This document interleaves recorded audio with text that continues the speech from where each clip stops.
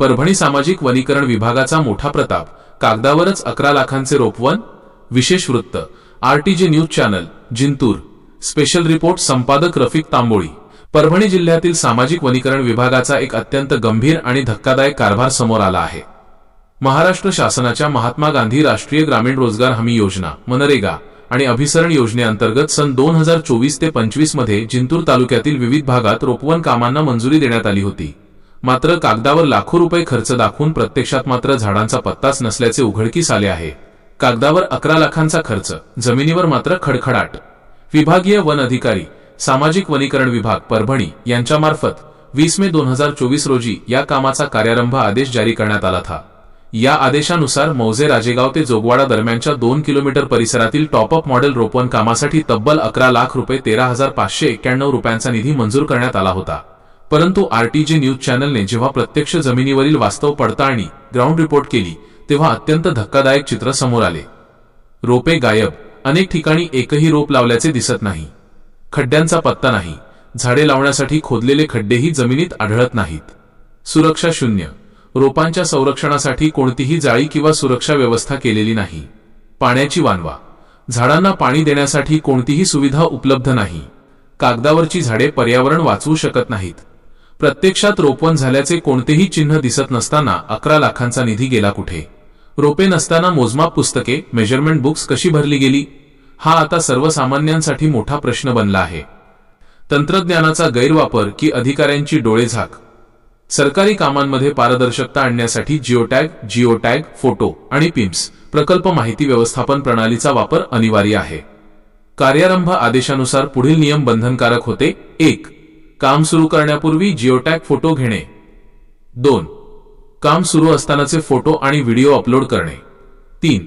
काम पूर्ण झाल्यावर सर्व माहिती पिम्स प्रणालीवर अपलोड करणे. ही आधुनिक प्रणाली असतानाही जर प्रत्यक्षात रोपवन अस्तित्वात नसेल तर मग हे फोटो आणि नोंदी कशाच्या आधारे करण्यात आल्या?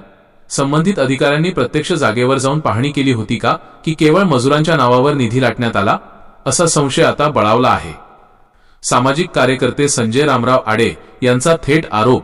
या प्रकरणी सामाजिक कार्यकर्ते संजय रामराव आडे यांनी आरटीजे न्यूज चॅनलशी बोलताना प्रशासनावर गंभीर आरोप केले आहेत. त्यांनी म्हटले आहे की राजेगाव ते जोगवाडा परिसरातील या कामाला प्रशासकीय मान्यता मिळालेली आहे, पण प्रत्यक्ष जागेवर काम शून्य आहे.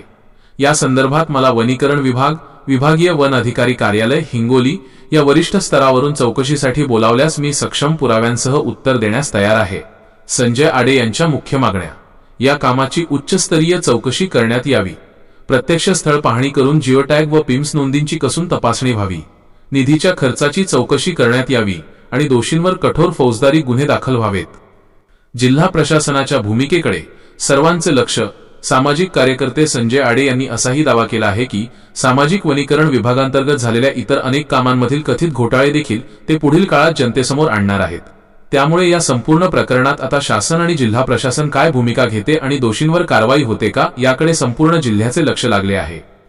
कॅमेरामनसह मी संपादक रफिक तांबोळी, आरटीजे न्यूज चॅनल जिंतूर. वाचकांना आवाहन: तुम्हाला हा व्हिडिओ आणि बातमी आवडल्यास नक्की लाईक करा, शेअर करा. अशाच प्रकारच्या जनहिताच्या आणि प्रशासनाचा बुरखा फाडणाऱ्या बातम्यांसाठी आमच्या चॅनलला सबस्क्राईब करायला विसरू नका. मी संजय रामराव आडे, सामाजिक कार्यकर्ते जिंतूर. मी आपणास वन विभागाचा जो पराक्रम आहे तो पराक्रम दाखवण्याचा प्रयत्न करत आहे. मी आरटीजे न्यूज चॅनलच्या माध्यमातून वन विभागाची पोलखोल उघड करत आहे. यामध्ये परभणी सामाजिक वनीकरण अंतर्गत विभागामार्फत सन 2024-25 मध्ये जिंतूर तालुक्यामध्ये जोगवाडा ते राजेगाव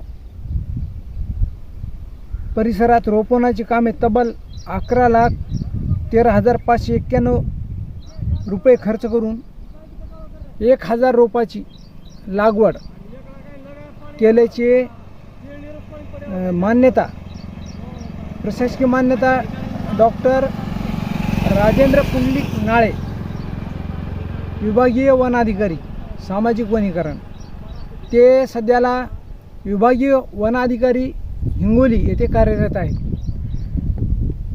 परंतु प्रत्यक्ष राजेगाव ते जोगवाडा या कामाची पाहणी केली असा गंभीर धक्कादायक वास्तव समोर आले. यामध्ये अनेक रोपे लावण्यात आलेले नाहीत, खड्डे नाहीत, संरक्षण व्यवस्था नाही, काम झाल्याचे कोणतेही चिन्ह नाही. मग 11 लाख रुपयाचा निधी नेमका गेला कुठं? यामध्ये कार्यरंभ आदेश, गुगल मॅप फोटो, PIMS नोंद, व्हिडिओ अपलोड, प्रत्यक्ष तपासणी बंधनकारक करण्यात आली होती. तरी जर रोपण अस्तित्वात नसेल तर हा गंभीर बाब आहे. मी या RTJ न्यूज चॅनलच्या माध्यमातून शासनाकडे मागणी करतो की या कामाची उच्चस्तरीय चौकशी करण्यात यावी, प्रत्यक्ष स्थळ पाहणी करावी, दोषीवर कठोर कारवाई करण्यात यावी. कारण कागदावर झाडे पर्यावरण वाचू शकत नाही.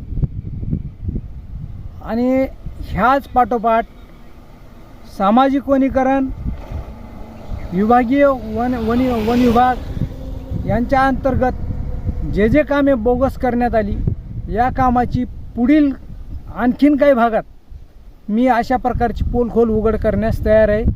यासंबंधी जे आपण या व्हिडिओच्या माध्यमातून व या चित्रीकरणाच्या माध्यमातून पाहत आहात ही वस्तुस्थिती आहे.